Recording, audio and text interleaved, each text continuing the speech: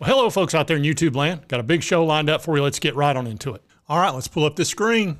All right, well, the Vols won a big game against Arkansas, but unfortunately we lost Zeigler. This is very frustrating. Also, we're going to cover recruiting. Vols had a big February, and national analysts is calling it a big win that month for the Vols. And also, we're going to talk about Jeremy Banks. Jeremy says there's no reason for the suspension that happened on the South Carolina game. We're going to discuss that as well, because he was getting asked that at the combines. But let's get into the game first. So we'll cover the positive news first, then we'll get into the unfortunate news about Zeigler. But the Vols won by 18 points at Thompson Bowling, and you can see who played well. Olivier had 16 points. He was the leading scorer for the Vols. He just had a really good overall game, 7 rebounds, just real nice. Vescovi took over for Zeigler at the point guard position. They also kind of did it by committee. And he scored 14 points, 6 rebounds, which is really good for a guard. And he had 5 assists. Also, Meshack played 24 minutes. He scored 6 points and had 5 assists. He had a good game. He plays such good defense. Then we know Zeigler was only in for a few minutes, and then bad news there. Then Triple J had 11 points and played well. Phillips scored 7 points and played well, given he hadn't been in there a while. And then Awaka just had a great game. He only played 14 minutes, got 8 rebounds and 7 points. Euros played a good game. He was only in for 6 minutes, though, but when he was in there, he was effective. He fouled some. But anyway, an overall really good victory for the Vols. Unfortunately, with Zeigler getting hurt, look, as soon as it happened, I knew exactly what it was. You get that non-contact injury, and the guy goes down like somebody shot him, and he can't put any weight on it or anything like that. And it seems like it's every time that happens. And it's not just the Vols. It happens to every team. And you hate it. You know, we had it happen with Hooker, which was just made you sick. And then you see Zeigler, another super popular guy that everybody likes, and he tears his knee. And you're just going, and it was just such a freakish thing, just exactly like Hennon Hooker's, just making a move, coming off the baseline there from out of bounds, and just suddenly it's just boom. And it just makes you sick. But unfortunately, it is what it is. The Vols will be doing this by committee. And I think when they get Key back in there, you know, Key can play point guard. They can do it. There's 3 or 4 guys that can do it. Let's talk a little bit about Meshack. I think he could play some of that point guard as well. Man, he plays great defense. I would hate to try to play against him. He's so fast, and he can jump, and he's long. It just would be a real problem. You know, he took Miller out of the game against Alabama. It's one of the reasons we won. And Miller wound up fouling out. And he did the same thing with that phenom that they've got at South Carolina. They do have one really great player at South Carolina, and he took him out of his game both times. So he's really strong. Then you've got Awaka.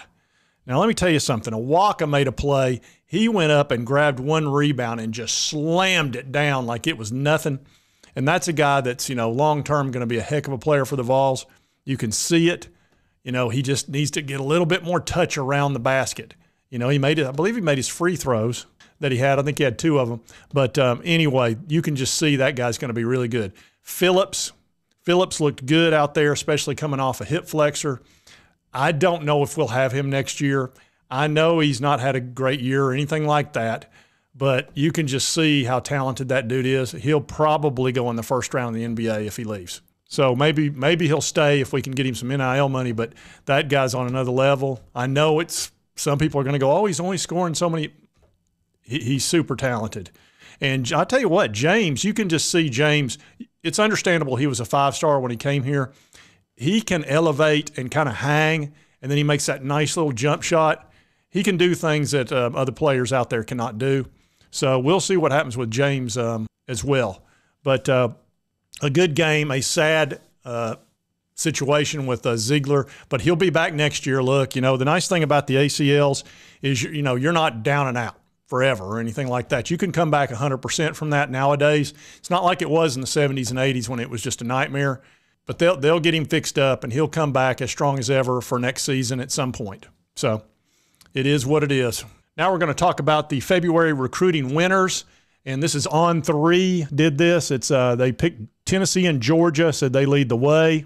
And it talks about the month of February being one of the lightest in recruiting cycles, and I understand that, man. It's been tough to have content because there just hasn't been that much in football to cover.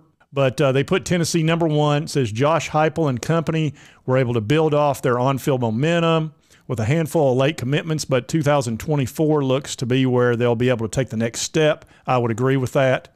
So they picked up safety Marcus Gorey, a 4-star wideout J.J. Harrell, who was being pursued by what seemed like the entire SEC, boosted the Vols up to top 10.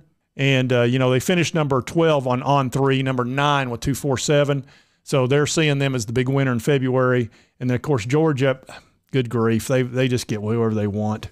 Georgia just has to walk down the block, and there's 2 or 3 5-stars they run into. Hey, you want to play for us? Oh, yeah, we grew up in Georgia. We want to play for you. That's really tough to recruit in Georgia. Got to give me a break. Tennessee's got to go elsewhere to get there, guys.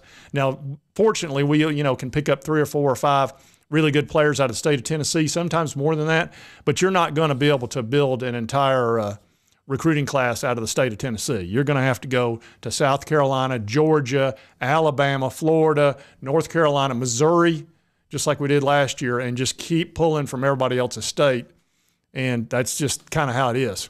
So seeing that we finished number 1 on that list makes me feel pretty good because, look, he's recruiting after an 11-win season. That's a whole lot easier than last year when he was recruiting on a 7-win season, or the year before that when we had 3 wins and it was a disaster.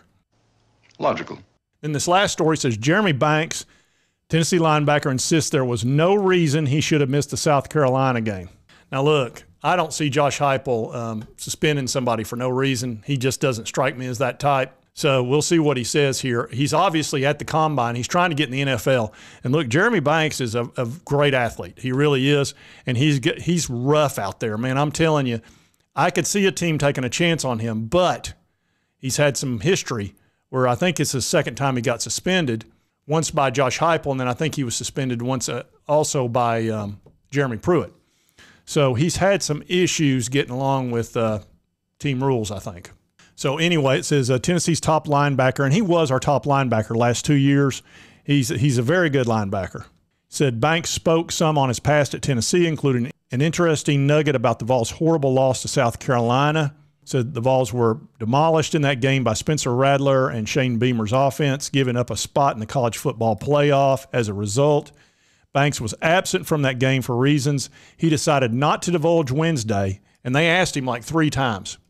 He said, though it may have to do with an altercation at practice the week prior, of course, that is not confirmed. Everybody heard that he'd gotten into a tussle with Hendon Hooker over something to do with walking on the tee, push-ups, and all that kind of stuff. Nice timing on that. But it says whatever the reasons, Banks insisted there was no reason he should have missed Tennessee's loss at South Carolina. He said it was just a competitive environment and everybody's competing to get a spot. We're here now. There was no reason I should have not been playing to help my team get in the playoff and compete for a national championship. So, what do you say about that? I can say that probably every NFL team is going to want to know about that because, look, you want as many tough guys as you can get in the NFL. Look, that's a brutal sport up there. It's even more brutal than the SEC, obviously. But on the other hand, you don't want somebody that can't get along. So I'm sure he's getting a ton of – he's got to be telling the NFL people something about what happened. They're not going to accept, oh, well, I should have been in the game and, there's nothing to see here. They're not going to accept that. So I'm sure behind, closed doors he's telling them his side of the situation. But he's, not going to divulge that to us, which is so be it. But, I question that line that he shouldn't have been suspended. I just don't see Heupel doing that. Not under the circumstances. I mean, the last thing you want to do is lose your best defensive player. That's just, as a competitor myself, I would be looking for ways to keep him on the team. And I know some of you blame him for the loss, and look, it might have played a role, may very well have. But I hope he winds up having a good NFL career because I really feel like he needs to be in a structured environment like that. And the NFL would be a really good place for him, and he could make some good money. I think the minimum salary there is like $750,000. So that can help a guy out a lot, needless to say. I wouldn't mind that myself. All right, folks, just wanted to cover those 3 stories. It's really unfortunate about Zeigler. Man, I hate that for that guy. Such a good dude and such a good team mate for the guys, and everybody seems to really like him. But, it's like sports, man. It's like Hendon Hooker, same thing. Anyway, if you like this content, be sure to hit that like button. That lets me know to continue to cover the Vols and all the SEC stuff. And if you've not subscribed, it's right here on the left. A lot of you folks watch my videos, you don't hit that little button. Just boop. It's all you got to do. It's super easy. Helps me out. Costs you nothing. And right over here is my most recent video. Check that out. It was pretty popular. And I hope you did like the content. We'll see you next time on Sports Talk Jay.